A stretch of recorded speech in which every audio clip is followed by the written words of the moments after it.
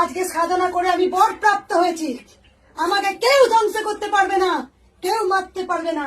মহিষাসুর মর্দিনী হয়ে মা রুদ্রাকিনী রূপ ধরে তাই অসুরকেও বধ করেছিলেন। তাই অহংকারী হচ্ছে মূল পত্তনের কারণ। যে যত বড় ধানে থাকুক না কেন, শুধু বলো আমি মায়ের চরণে আছি, মাগো এ দান তোমার জন্যে, তুমি আমাকে আশীর্বাদ করেছিলে তাই আমি হয়েছি। তাই সকল সন্তানকে বলবো, কেউ অহংকার করো না, কেউ আমার বলো না, সবার পাশে দাঁড়াও, সবাই একতা হও, সবাই গোবিন্দ নাম মুখে নাও।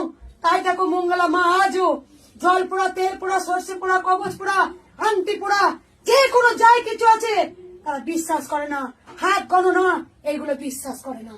কারণ আমি বিশ্বাস করি আমার রাধা মাধবকে, আমি বিশ্বাস করি আমার গিরিধারীকে, আমি বিশ্বাস করি আমি নন্দলালকে, আমি বিশ্বাস করি আমি রামলালাকে, আমি বিশ্বাস করি